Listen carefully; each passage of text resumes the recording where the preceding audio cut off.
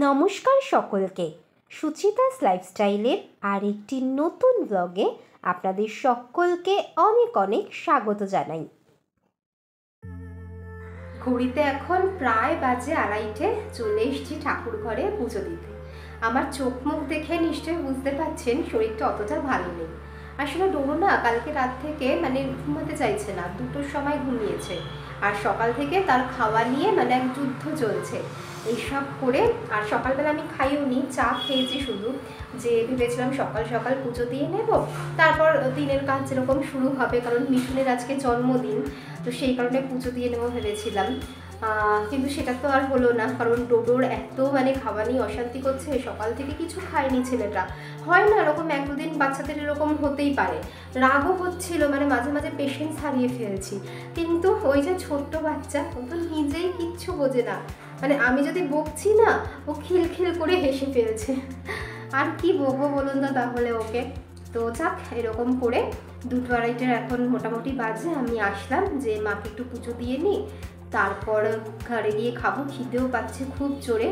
আর রাত্রিবেলা মিঠুনের জন্য লাঞ্চ তো ওকে আর দিতে পারলাম না, কারণ ও অফিসে গেছে, তো নিজের হাতে কিছু রান্না করব, তো সেটারই যোগাযান্ত্রী করব, দেখাবো আপনাদেরকে, সাথে থাকবেন। আর এরপর পুজো দেওয়া হয়ে গেলে খেয়ে দিয়ে একটুখানি ঘুমাবো, নইলে শরীরটা একদম আর চলছে না, চোখ দুটো খুব জ্বালা করছে, তাও করতে হবে এই নিয়েই। তো চলুন তাহলে দেখতে থাকি।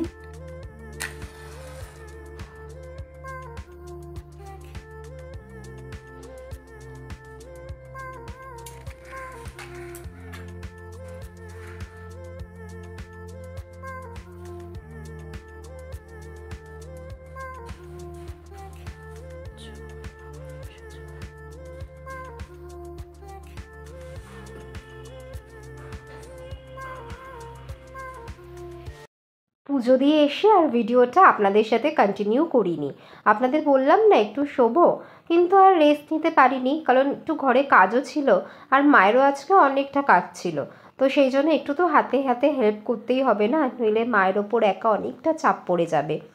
তো ব্যাস, তারপর ভাবলাম শুয়ে আর কাজ নেই, যদি এখন শুয়ে পড়ি, ডোডো ঘুমাচ্ছে, তো এর মধ্যেই যতটা সম্ভব করে ফেলতে হবে। ও উঠলেই আরেক ওকে নিয়েই তখন সময়টা কাটাতে হবে, না আর কিচ্ছু করতে পারবো না। তো ব্যাস, ওই সবজিগুলো সকালবেলাই মা কেটে রেখেছিল ভাজার জন্য, আর মাছটাও ফ্রিজ থেকে বার করে রেখেছিলাম, বরফটা যাতে ছেড়ে যায়। তো মাছের একটু ঝোল করব পাতলা করে, যা ঠিক করেছি আর কি। তো ব্যাস, এই মাছের ঝোলটা বানাবো, তো নুন হলুদটা একটু মাখিয়ে নিই। তো প্রথমে কি করছি, মাছের এই যে নুন হলুদটা মাছে ঠিক করে মাখিয়ে নিয়েছি, নুন হলুদটা মাখিয়ে নিয়ে মাছ ভাজাটা বসিয়ে দেবো। আর যে 5 রকম ভাজা করবো বললাম না, সেই ভাজাগুলোকে এখন আর করছি না, কারণ দেখবেন ভাজাগুলো হচ্ছে গরম গরম ভাতের সাথে গরম গরম ভাজা খেতেই বেশ ভালো লাগে, তো সেই জন্য ওটা আমি রেখে দিচ্ছি, এখন ওটা করবো না। তো মাছগুলো ভেজে নিয়ে মাছের কালিয়াটা বসিয়ে দেবো, আর তার সাথে হচ্ছে গিয়ে মাছের মাথা দিয়ে মুগের ডাল। চলুন তাহলে, মাছগুলো এই মাখানো আমার হয়ে গেছে, এবার এগুলোকে একটা একটা করে ভেজে নিই।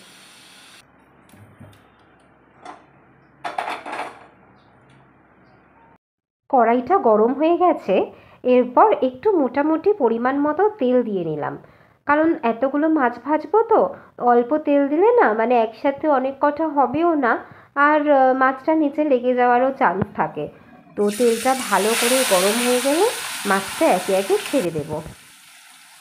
আগের বছর মিঠুনের জন্মদিনে আমরা মিঠুনের মা বাবা বোন সবাই আমাদের বাড়িতে কলকাতাতে এসেছিল, আমরা যেতে পারিনি বলে। আমার মা তখন দার্জিলিং ঘুরতে গেছিলো, এবার ঠাকুরকে পুজো দেবে, দিদিদের সাথে গেছিলো, তো সেই কারণে যাওয়া হয়নি। এই বছর মা খুব ফোন করে বলছে যে চলে আয়, জন্মদিনের দিন যদি ছেলেটা বাড়িতে না থাকে তাহলে মনটাও ভালো লাগবে না। তারপর এই বছর তো আবার পুচকু, এক্সট্রা পাও না, কিন্তু ওই কী করা যাবে, ছুটি পাওয়া যায়নি, তাছাড়াও অমাবস্যা পড়েছে মঙ্গলবার, তো মা বারবার বলছিল যে রবিবার ওদের দুজনকে দিয়ে যা, আর তুই তাহলে অমাবস্যা পড়েছে তো তুই আসলে অসুবিধা নেই, পুচকু না আসলেই হলো, তুই রবিবার ওকে দিয়ে যা। কিন্তু মিঠুন তো ছুটি নিতেই পারবে না, তো মায়ের মনটা খুবই খারাপ, মা বারবার ফোন করছে জন্মদিনের দিন, আর বলছে যে আসতে পারলে ভালো হতো, আর ওনাদেরও খুব বয়স হয়েছে, এই রোদের মধ্যে এতটা জার্নি করে আবার আসবে, এই জন্য এই বছর আর বর্ধমান যাওয়া হলো না আমাদের। তো ওখানে তো আমি রান্না করছিলাম, দেখালাম আপনাদেরকে। তারপরই দেখি এই যে মহারাজ ঘুম থেকে উঠে গেছে। তো জানি না কতদূর রান্না করতে পারবো কি না, হবে কি হবে না, কীরকম দুষ্টুমি শুরু করেছেন দেখেছেন। হ্যাঁ নিচ্ছি, তো দেখা যাক, যদি একান্ত না পারি কোনো একটা ব্যবস্থা করব। দেখালাম না আপনাদেরকে, বেশ মন দিয়ে রান্না করছি, সমস্ত কিছু রেখেছি, এই রান্না করব। তারপর ডোডো ঘুম থেকে উঠে গেছে। আর যেরকম বললাম যে আজকে না প্রচণ্ড খাওয়া নিয়ে জ্বালাতন করছে, খেতেই চাইছে না, কাঁদছে, কোলে কোলে ঘুরবে। বাবার জন্মদিন বলে ও এক্সাইটেড হয়ে গেছে। তারপর কি করবে, এবার ওকে কোলে নিয়ে থাকতে হবে। আর আজকে মায়ের অনেকটা কাজ ছিল, এরপর মা যদি একটু ধরতে পারতো তাহলেও নয় রান্না করতে পারতাম। আর তাছাড়াও না মানে ওকে খাওয়াতে গেলে দুজনই লাগে। তো এই সব কিছু ভেবে ভাবলাম যে থাক, মাছের ঝোলটা রান্না করি প্লেন, আর ওর জন্য খাবার একটু অর্ডার দিই। তো মাটন থালি একটা অর্ডার দিলাম কষে কষা থেকে। তো ওইগুলো দিয়ে কি কিছু করার উপায় নেই, জন্মদিনে বেচারাকে কিছু খাওয়াবো না। আর ছোটো বাচ্চা থাকলে জানেন তো বাড়িতে মানে এরকম হয়ই, হয়তো আগের বছরও করে দিয়েছিলাম ভালো মন্দ রান্না, কিন্তু এই বছর আর উপায় নেই। ও একটু বড়ো হোক, হয়তো পরের বছর থেকে পারবো, কিন্তু সাজিয়ে তোকে খেতে দিতেই হবে। তো তাই লাস্ট অবধি ভাবলাম যে রান্না করার হবে না, এখন যদি রান্না শুরু করি প্রায় 10টা আমার বেঁচে যাবে। মানে মা যতক্ষণে ফ্রি হয়ে আসলো তারপর আমি রান্না করলে অনেকক্ষণ হয়ে যাবে, তার মধ্যে আবার ওকে খাওয়ানোও আছে। তো সব কিছু ভেবে ওর জন্য আমি একটা মাটন থালি অর্ডার দিয়েছি।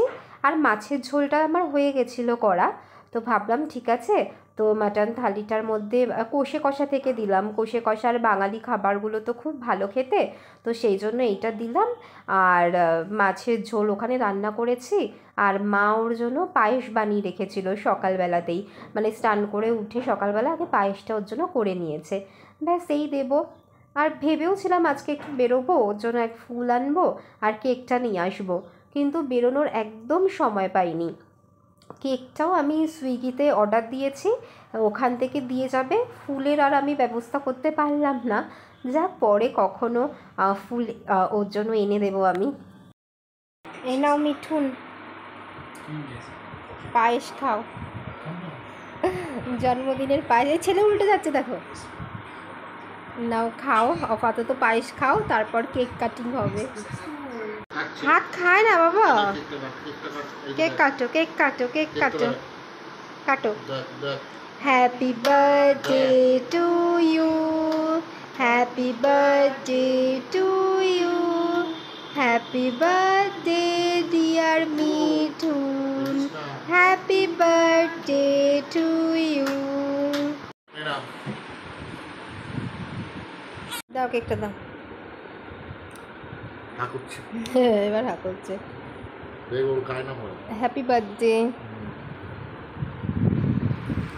তো চলুন, রাতও হয়েছে অনেকটা, মিঠুনকে এখানে খেতে দিলাম। তো দিয়েছিল ডাল, আলু ভাজা, এঁচুড়ের একটা তরকারি আর মাটন, মাছটা আমি করেছি, আর চাটনি, পাঁপড় আর একটা রসগোল্লা করেছে। ভালো লাগলো, যদিও আমি করিনি, কে না, তাও ভালো লাগলো দেখে। ইচ্ছা না থাকলে উপায় নেই, ভালো বলতেই হবে। যাক খাও।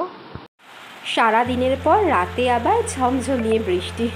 যাক, সারা দিনটা বেশ ভালো কাটলো, রাতে বৃষ্টিটা আবার উপরি পাওনা। চলুন তাহলে আজকের ভিডিওটি এখানেই শেষ করছি। আমার ভিডিওটি ভালো লেগে থাকলে অবশ্যই লাইক, শেয়ার এবং সাবস্ক্রাইব করতে ভুলবেন না। সুচিতাস লাইফস্টাইলের আরও অনেক ভিডিও পেতে হলে চ্যানেলটি অবশ্যই সাবস্ক্রাইব করে রাখুন। ধন্যবাদ। খুব শীঘ্রই দেখা হচ্ছে পরের একটি ব্লগে।